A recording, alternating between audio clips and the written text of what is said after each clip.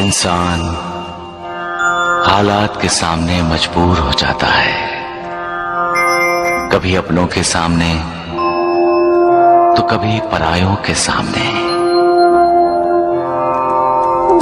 इंसान को मजबूर देखकर कभी कभी मालिक भी मजबूर हो जाता है,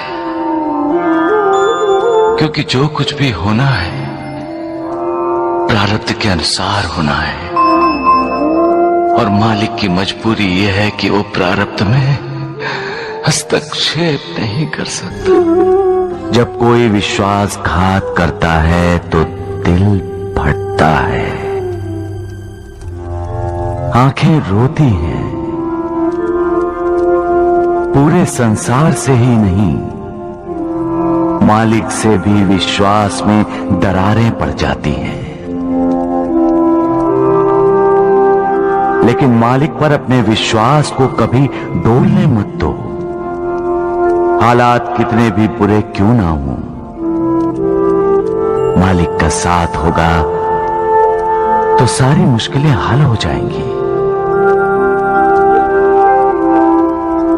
राजा हरिश्चंद्र की मिसाल तो सबके सामने है। राजपाट, धन दौलत, राजमहल सब छिन गया। यहां तक कि उसकी बीवी और बच्चा भी उससे अलग हो गए। फिर भी राजा हरिश्चंद्र का विश्वास नहीं डगमगाया, कभी सच्चाई का साथ नहीं छोड़ा। सच क्या है? सच कौन है? सच ईश्वर है, सच भगवान है, सच मालिक है। बस एक वो ही सच है, बाकी सब मिथ्या है, झूठ है। हर चीज का अंत है, उसका नहीं। वो अनंत है, सब जानते हैं। फिर भी जमीन, जायदाद, जेवर, धन दौलत इकट्ठी करते रहते हैं, प्यार करते हैं उसे। हालांकि सब जानते हैं पैसा इंसान को लालची बनाता है, स्वार्थी बनाता है। फिर भी पैसा पाने के लिए इंसान विश्वासघात जैसा पाप करता है। प्यार करना है तो मालिक से करो।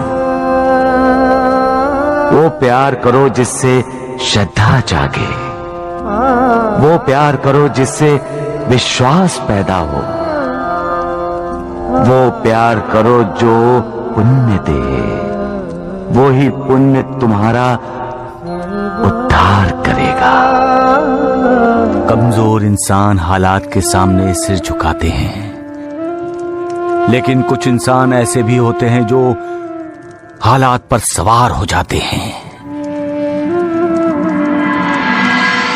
बाजी, हालात के सामने मजबूर होकर बच्चों को अपने से अलग करके उन्हें त्याग देना, ये फैसला गलत था। माता पिता को अपने बच्चों को हालात से लड़ने की शिक्षा देनी चाहिए, हालात के सामने मजबूर होने की नहीं। हालात के सामने मजबूर हो जाना ही पलायन है। ये सोच ही इंसान में निराशा को जगाती है। आपके बेटे और बहू ने बच्चों को त्याग देने का फैसला लेकर अपने बच्चों को कौन से संस्कार दिए माँ जी? माँ जी, हर इंसान की जिंदगी में बुरे दिन आते हैं। जिंदगी बसंत बहार नहीं है। यहां रोशनी है तो साथ में अंधेरा भी, यहां उदय भी है और यहां अस्त भी। यहां दुख भी होते हैं और सुख भी। यहां कुदरती सूखा पड़ता है तो सूखी भावनाओं का भी पड़ता है अकाल। माझी अकाल पड़ना एक कुदरती व्यवस्था है जो इन सब का सामना करता है, मालिक उसका साथ देता है। जो हालात को मात देने की कोशिश करता है, मालिक की कृपा उसी को ही मिलती है। उसको नहीं माँ जी जो हालात से भागता है। हालात के लिए मालिक को दोष देता है, मालिक की कृपा उसको नहीं मिलती है माँ जी। जो इंसान अपने आप को नहीं ढूंढता वो दूसरों को कैसे ढूंढ पाएगा? जो अपने आप को नहीं ढूंढ सकता यानी अपने आप को जानना, अपने अंदर की आत्मा का दर्शन करना, अपने अंदर ज्ञान का जो प्रकाश है उससे अपना जीवन प्रकाशित करना। जब अपना जीवन प्रकाशित हो जाए तब दूसरों की खोज आसानी से की जा सकती है। कोई मिसाल दे सकते हो तुम? एक तपस्वी साधु का शिष्य था। कई वर्ष कोशिश करने के बाद भी वो ध्यान नहीं लगा सका। आखिर वो अपने गुरुदेव यानी उस तपस्वी साधु के पास गया। बोला, इतने वर्षों से मैं ध्यान लगाने की कोशिश कर रहा हूं लेकिन ध्यान लग ही नहीं रहा। तो फिर तपस्वी साधु ने क्या कहा? साधु ने कहा, तुम इस देश के राजा के पास जाओ, ध्यान कैसे लगाया जाता है वो तुम्हें शिक्षा देंगे। एक राजा? हाँ गुरुदेव। वो राजा के पास गया और जाकर उसने देखा कि राजा तो मदिरा और मदिराक्ष में डूबा हुआ है। हाँ गुरुदेव, ऐसा ही हुआ। नर्तकी का नृत्य देखने वाले राजा को देखकर शिष्य लौटने लगा।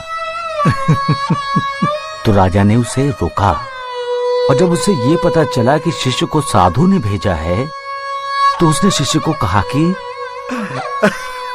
अब आए हो तो हमें आतिथ्य सत्कार का अवसर दो, यही? बिल्कुल ऐसा ही हुआ गुरुदेव। आराम शिष्य ने कभी देखा नहीं था। उसे देखने को मिला, उसे अनुभव करने को मिला और रात के भोजन के बाद जब उसे भव्य और ऐश्वर्य संपन्न शयन कक्ष में सोने को मिला तो वो जी भर के सोया होगा और क्या? नहीं गुरुदेव, शिष्य एक पल के लिए भी नहीं सो सका। क्यों? क्यों नहीं सो सका? क्योंकि जिस पलंग पर वो लेटा था उसके ऊपर एक बहुत नाजुक धागे से एक तलवार लटक रही थी। ऐसा लगता था किसी भी वक्त धागा टूटेगा और तलवार सीधी उसके सीने में घुस जाएगी। कहानी का ये मोड़ अच्छा है साईं। सुबह हुई, राजा आया। उसने विनम्रता से पूछा, महात्मन आपको नींद तो ठीक से आई ना? शिष्य ने कहा, राजन इस लटकती तलवार ने मुझे रात भर सोने नहीं दिया। सोना चाहता था, नींद भी आ रही थी, लेकिन बार बार लटकती तलवार याद करके आंखें अपने आप खुल जाती थी। तब राजा ने क्या कहा? राजा ने कहा, मान्यवर ध्यान ऐसे ही किया जाता है। ध्यान करने के लिए आंखें बंद करके पद्मासन लगाकर बैठना ही आवश्यक नहीं है। ध्यान का अर्थ ही है सोते, जागते, उठते, बैठते, हर पल, हर समय उस परब्रह्म परमात्मा का स्मरण करना। बढ़िया।